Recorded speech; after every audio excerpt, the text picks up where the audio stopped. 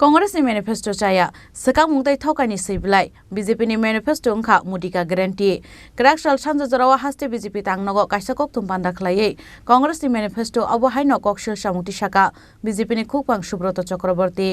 क्राकसाल हास्ते BJP नि तांगनगो खलाय जाका काइसा कक तुमपान्दा कक सानान थांगो स्टेट बीजेपी नि खुकवां सुब्रत चक्रवर्ती साका कांग्रेस नि मैनिफेस्टो चाया सका मुंगताई थौकानि सैबलाय बीजेपी नि मैनिफेस्टो अंखा मुदिका ग्यारेंटी हिनै अब हाइकेनो मोदी नि ग्यारेंटी ओ साजक तंगो बीजेपी हापंगो आसुका हांके हुकवार खलायनाय शिक्ला बुरैते जत लुकुरकनि बागै बाहाय सामुं तांजाकनाय हिनै आबुन लगियोनो कांग्रेस नि मैनिफेस्टो फुनुकसाकमानि काहामके परिनायखे सायमानो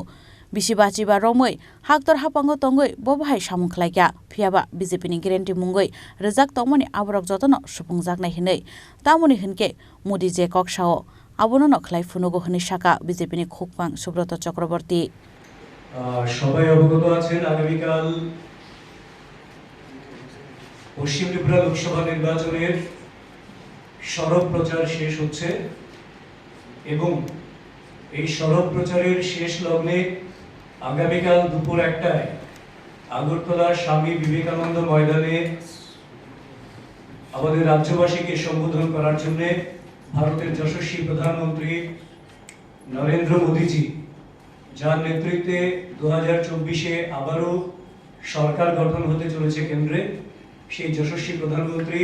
দুপুর 1টায় বিবেকানন্দ ময়দানে আসবেন এবং তার জন্য ভারতীয় জনতা পার্টির পক্ষ থেকে যাবতীয় প্রস্তুতি সুচারুরূপে সম্পন্ন হয়েছে এবং কার্যকর্তা থেকে শুরু করে ভারতীয় জনতা পার্টির সমর্থক যারা রয়েছেন যারা রাষ্ট্রবাদী যারা দেশপ্রেমে উদ্বুদ্ধ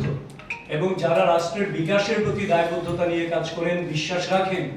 তারা প্রত্যেকেই এই নরেন্দ্র মোদীজিকে শোনার জন্য রাজ্যের বিভিন্ন প্রান্ত থেকে আসার জন্য প্রস্তুতি নিয়েছেন এবং আমরাও প্রস্তুত রয়েছি কাজে আগামীকালকে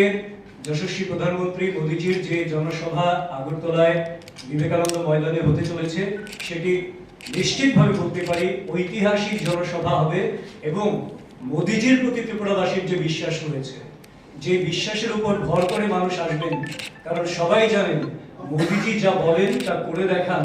2018 সালের আগে থেকে আজ পর্যন্ত রাজ্যের জন্য যা যা ঘোষণা করেছেন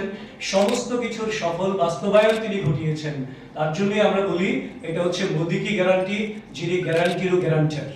কাজে তাকে শোনার জন্য আসছেন এই ঐতিহাসিক জনসমাবেশ রাজ্যবাসী আগামীকাল প্রত্যক্ষ করবেন এবং নিশ্চিতভাবে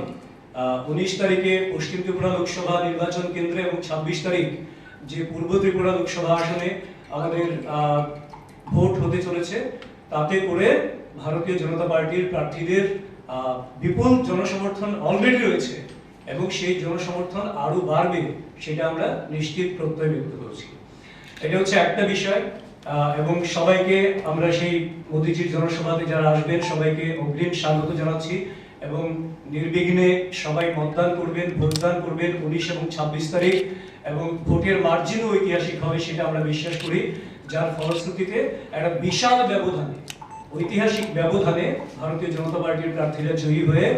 দুটি পদ্মফুল ফুটিয়ে মোদীজিকে রাজ্যবাসী উপহার দেবেন সেই প্রত্যয় আমাদের রয়েছে ইতিমধ্যেই আপনারা লক্ষ্য করেছেন কংগ্রেস এবং সিপিএম দুটি দল তাদের ইলেকশন ম্যানিফেস্টো ঘোষণা করেছেন ভারতীয় জনতা পার্টি ঘোষণা করেছে এবং ভারতীয় জনতা পার্টি যে ম্যানিফেস্টো ঘোষণা করেছে সেটা ইতিমধ্যেই হয়তো আপনারা অনেকেই পেয়েছেন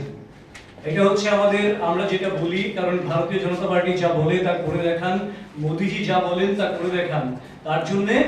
আমাদের ম্যানিফেস্টো হচ্ছে মোদী কি গ্যারান্টি এটাই হচ্ছে আমাদের ম্যানিফেস্টো যেখানে আমরা মোটামুটি ভাবে এই ম্যানিফেস্টোতে 2024 এর নির্বাচন 24টা বিভিন্ন সেগমেন্টে স্পেসিফিক্যালি মোদী সরকার 0.3 মানে তৃতীয়বারের জন্য নরেন্দ্র মোদীজি সরকার গঠিত হওয়ার পর দেশের জন্য রাষ্ট্রের জন্য এবং বিভিন্ন রাজ্যের জন্য সার্বিকভাবে অন্তোদয় থেকে শুরু করে ইন্ডাস্ট্রি থেকে বেকার নারী কৃষক যুবক যুবতী থেকে শুরু করে সবার জন্য কি করবেন প্রতিটা জায়গায় মোদীকে গ্যারান্টিতে স্পষ্টভাবে বলা হয়েছে তো তার পাশাপাশি কংগ্রেস যে ম্যানিফেস্টো প্রকাশ করেছে যার নাম তারা দিয়েছেন ন্যায়পত্র আসলে সেটা যদি কেউ পুরোপুরিভাবে অনুধাবন করার চেষ্টা করেন, আপনাদের কাছে পরিষ্কার হয়ে যাবে এটা আগামী দিনে যারা 55 বছর দেশের শাসন ক্ষমতায় ছিলেন, আগামী দিনগুলিতে সেই কংগ্রেস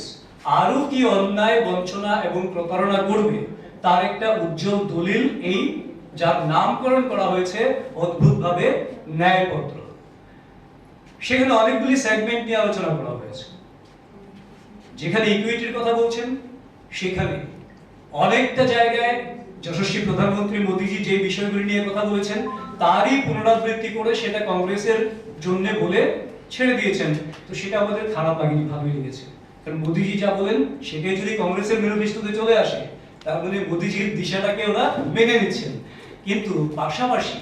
এই ইকুইটির নামে এখানে এমন কতগুলি বিষয় বলা হয়েছে